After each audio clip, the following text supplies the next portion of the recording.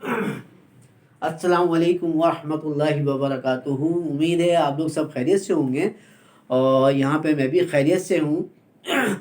आज जो मेरा टॉपिक है, लास्ट क्लास में तो मैंने आप लोग को फ्री रेडिकल की यानी कि स्टेबिलिटी फैक्टर बताए थे कि उसके अंदर फ्री रेडिकल के अंदर स्टेबिलिटी फैक्टर कौन कौन से मौजूद होते हैं जिसकी ब्याह पर फ्री रेडिकल हमारा क्या होता है, स्टेबल होता है। लेकिन आज जो मेरा टॉपिक है वो है फ्री रेडिकल रिएक्शन, यानी हम क्या करेंगे, रिएक्शन ऑफ फ्री रेडिकल करेंगे। जिसमें सबसे पहला मैं जो रिएक्शन करवाने जा रहा हूँ वो है सब्स्टिट्यूशन रिएक्शन। यानी कि सब्स्टिट्यूशन रिएक्शन आपको पता है हेलोजिनेशन के अलावा हमारे पास क्या है कि सब्स्टिट्यूट ग्रुप क्या होते हैं कि हैलाइड ग्रुप आता है और लिविंग ग्रुप निकल जाता है। कोई सा भी लिविंग ग्रुप हो, ज़रूरी नहीं है कि वो हैलाइडी ग्रुप हो, कोई और ग्रुप भी हो सकता है। लेकिन उसमें मैं यहाँ पर आपको सबसे पहले स्टार्ट करवाने जा रहा हूँ हेलोजिनेशन। सही है। तो हेलोजिनेशन के अंदर अगर मैं बात करूं तो हेलोजिनेशन में हमारे पास हैलाइड ग्रुप जो हैं वो चार हैं: फ्लोरीन, क्लोरीन, ब्रोमीन और आयोडीन। अगर मैं क्लोरीन और ब्रोमीन की बात करूं तो ये बहुत इजीली और बहुत आसानी से रिएक्शन कर जाते हैं बनिस्बत फ्लोरीन के। क्योंकि फ्लोरीन क्या है, एज हाईली हाईली ये कह सकते हैं एक्सोथर्मिक रिएक्शन है। और ये कह लें कि वोलेटाइल है, यानी कि ये क्या रखता है, वोलेटाइल रखता है और हाईली एक्सोथर्मिक रिएक्शन हो एक्सोथर्मिक होता है, जिसकी व्यापक ये रिएक्शन में इतनी इजी तौर पे हिस्सा नहीं लेता। लेकिन अगर हम आयोडीन की बात करें तो iodine is very very slow in endothermic. ठीक है। तो यहाँ पर हम ये कह सकते हैं हेलोजिनेशन विद ऑल हेलोजन, सही है, कितने भी हेलोजन है, is not possible from chlorine and bromine with the favour halogenation.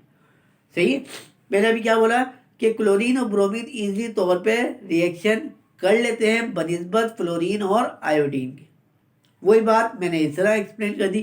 फिर उसके बाद the reaction with fluorine radical highly exothermic and volatile. ठीक है। And other reaction iodine is very slow in endothermic. ठीक है। तो यहां पर हम करते हैं स्टार्ट अपना हेलोजिनेशन का। तो हेलोजिनेशन स्टार्ट करते हैं। Halogenation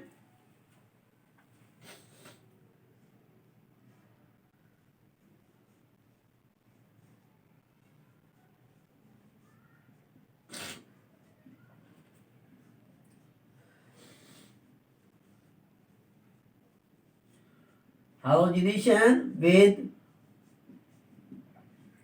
all halogen. सही है। यानी कि जितने भी हेलोजन हैं उसको हम काउंट कर लेते हैं, all halogen is not possible.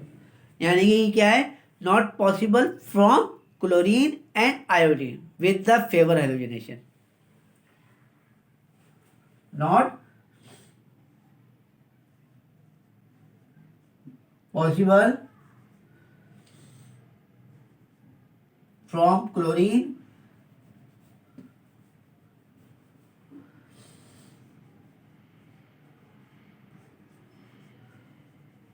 Chlorine and bromine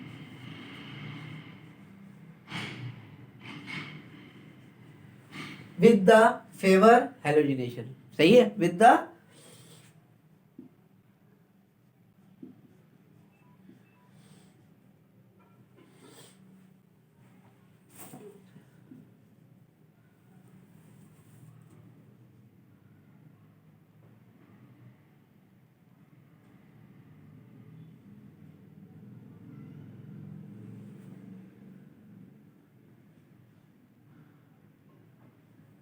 सही, यानी कह सकते हैं विद द फेवर।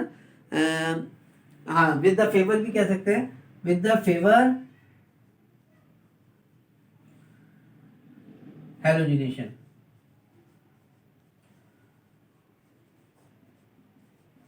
ठीक है। The reaction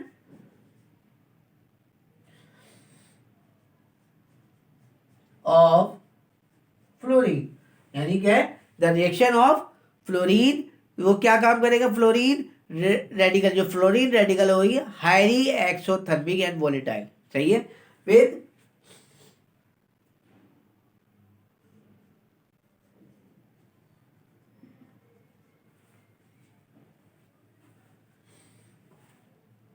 fluorine highly exothermic and volatile.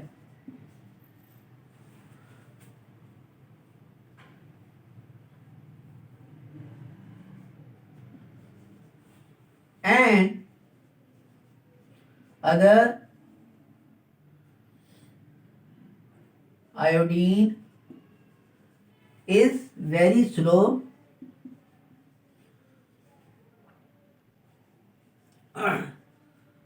Endothermic. ठीक है. अब यहां पर कौन कौन से हैं हमारे पास? फ्लोरीन है, फ्लोरीन रेडिकल हो गया, क्लोरीन रेडिकल हो गया, ब्रोमीन हो गया और आयोडीन हो गया.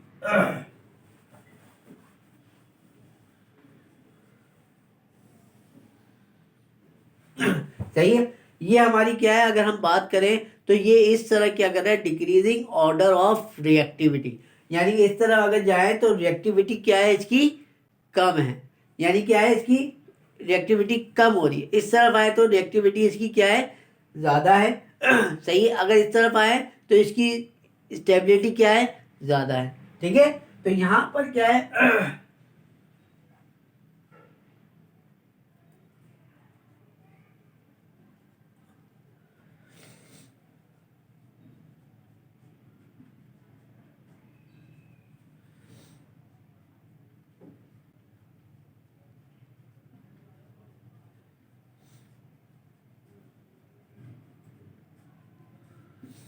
ठीक है.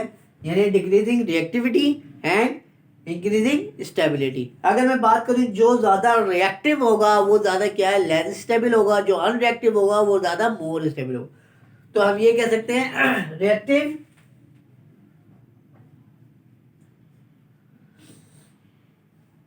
Less stable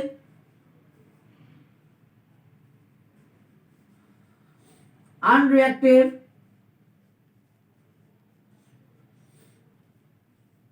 more stable.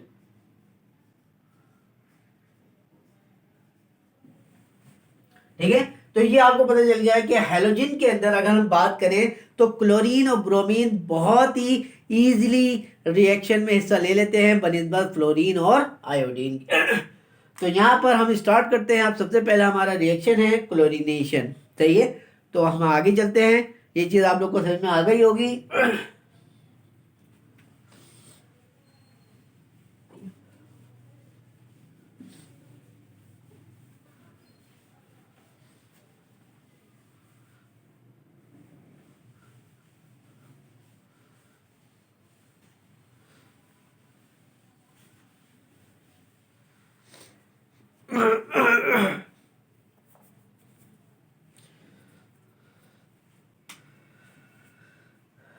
सबसे पहला हमारा रिएक्शन है क्लोरीनेशन. सही. अब क्लोरीनेशन में अगर हम बात करें तो ये क्लोरीन जो इसका पहला स्टेप होता है वो क्या करता है, first step is initiation step. Initiation step. Initiation step के अंदर क्या काम होता है कि दो क्लोरीन एज अ सनलाइट की मौजूदगी में रेडिकल फॉर्म होते हैं. सही है. तो दोनों क्लोरीन क्या हो गए, आपस में दो रेडिकल बन गए. यानी कि मैं Cl2 और Cl radical positive Cl radical भी लिख सकते हैं. मैंने डायरेक्ट 2Cl लिख दिया. सही. अब क्या होगा, ये Cl मजीद आगे रिएक्शन करते हैं. उसको कहते हैं, उसका रिएक्शन का नाम है सेकंड स्टेप का प्रोपोगेशन. सही है. सेकंड स्टेप में क्या होता है, स्टेप 2 प्रोपोगेशन. प्रोपोगेशन के अंदर क्या होता है, यही क्लोरीन जो रेडिकल बना है ये क्या काम करेगा, एक मीथेन के साथ रिएक्ट करेगा. मीथेन के साथ रिएक्ट करके उसको मीथेन को रेडिकल बना देगा और ख़ुद उससे मीथेन से H लेके HCl बना देगा. फिर दूसरे में दोबारा क्या होगा, क्लोरीन जाके उस मीथेन के साथ रिएक्ट कर जाएगा. तो यहाँ पर हमारे पास क्या हो रहा है, ये हमारे पास क्या है, मीथेन है.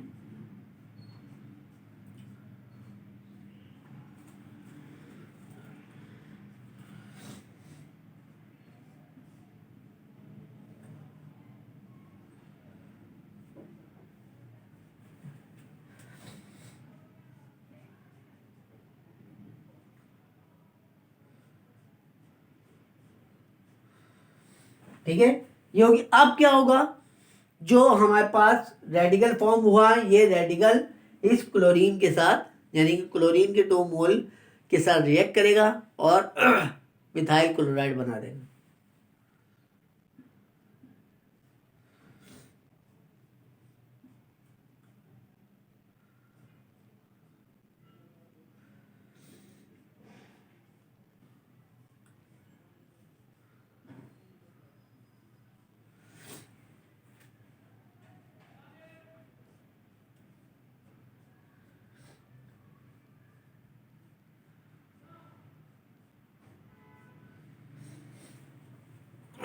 ठीक है, सॉरी, यहाँ पे Cl रेडिकल।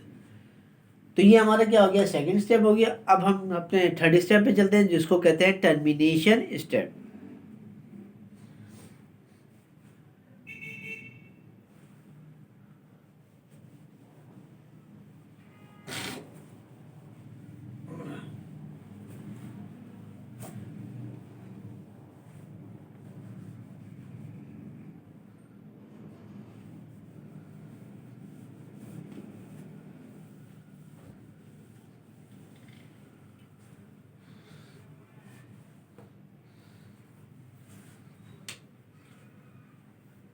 स्टेप 3,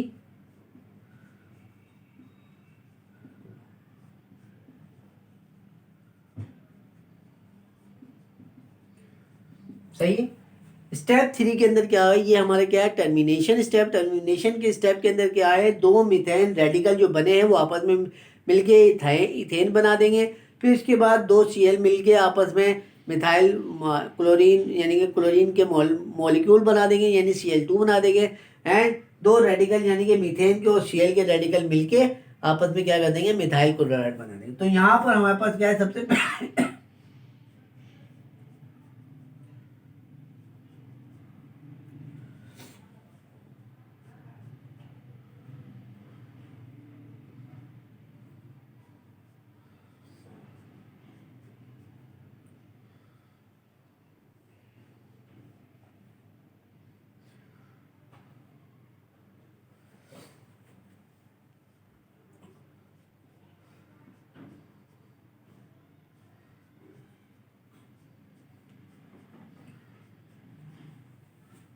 इसी के अंदर सेकंड में मीथेन रेडिकल और क्लोरीन रेडिकल आपस में रिएक्ट करेंगे और मिथाइल क्लोराइड बना देंगे।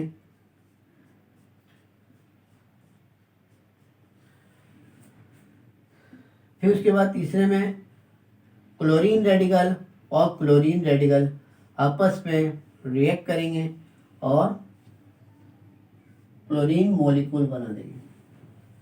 ठीक है, तो यहाँ पर हमारा क्या हो जाएगा, क्लोरीनेशन कंप्लीट हो जाएगा। फर्स्ट स्टेप के अंदर हमने क्या किया, क्लोरीनेशन, यानी कि जो फर्स्ट स्टेप था हमारा, उसके अंदर इनिशिएशन हुआ। इसमें सल्फाइड की मौजूदगी में 2 क्लोरीन एटम आपस में जुड़े हुए थे, वो अपने अपने इलेक्ट्रॉन लेकर रेडिकल की सूरत में अलग हो गए। सेकंड के अंदर प्रोपिगेशन के अंदर क्या हुआ, उसने मीथेन के साथ रिएक्ट किया और मीथेन को रेडिकल बना दिया। फिर उसके बाद थर्ड स्टेप के अंदर मीथेन मीथेन रेडिकल आपस में रिएक्ट किया, फिर क्लोरीन क्लोरीन रेडिकल आपस में रिएक्ट किया और मीथेन और क्लोरीन रेडिकल आपस में रिएक्ट करके आगे टर्मिनेशन का स्टेप कंप्लीट किया। तो यहाँ पर हमारे पास क्या हो गया, क्लोरीनेशन कंप्लीट हो गया। अब इसी के ऊपर आपको क्या करना है, ब्रोमिनेशन करवानी है। तो ब्रोमिनेशन वो आपको खुद करना है। तो यहाँ पर मैं उतार देता हूँ ब्रोमिनेशन। सेकंड हमारे पास क्या है, ब्रोमिनेशन। ब्रोमिनेशन का यही सेम स्टेप आपको करना है Br2 के साथ, और मुझे करके मुझे बताना है और मुझे व्हाट्सअप कर दें, इंस्टाग्राम कर दें। तो ये इसको कंप्लीट करेगा। फिर अब हम आगे चलते हैं। ये तो हमारा हो गया क्लोरीनेशन। अब क्लोरीनेशन के अंदर ही एक मखसूस रिएजेंट होता है जो सिलेक्टिव होता है, जिसको हम कहते हैं ब्लॉक क्लोरीनेशन या क्लोरीनेटिंग एजेंट सिलेक्टिविटी। सही है। तो यहाँ पर मैं इसको रब कर रहा हूँ।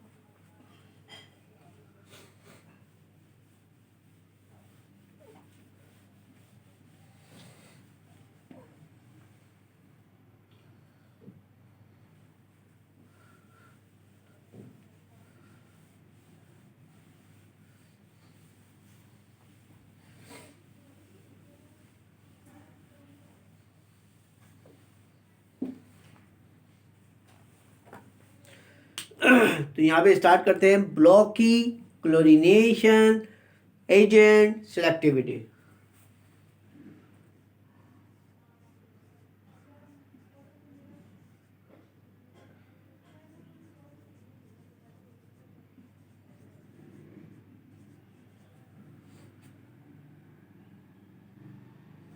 एजेंट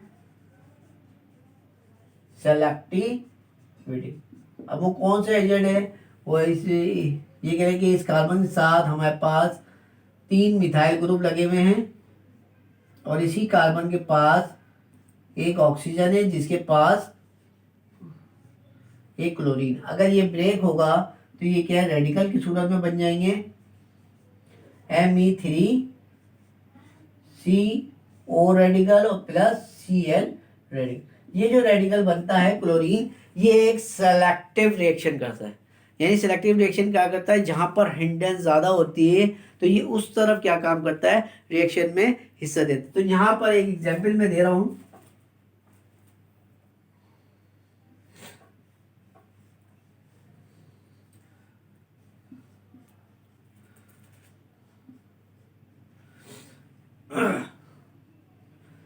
ये अगर रिएक्ट करेगा Me3COCl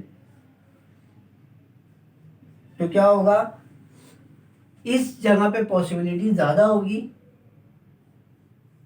क्लोरीन की एडिशन के लिए। 80% 85% पॉसिबिलिटी यहां पर है, बाकी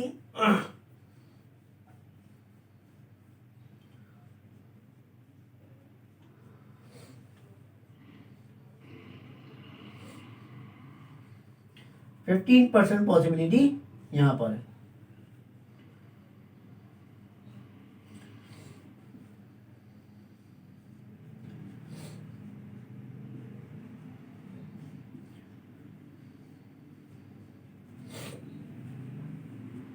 ठीक है, इसके अलावा और दूसरी एग्जाम्पल, ये तो एक है, अगर ये तो 2 कार्बन है, अगर 3 कार्बन आ जाए तो 70-20 और 10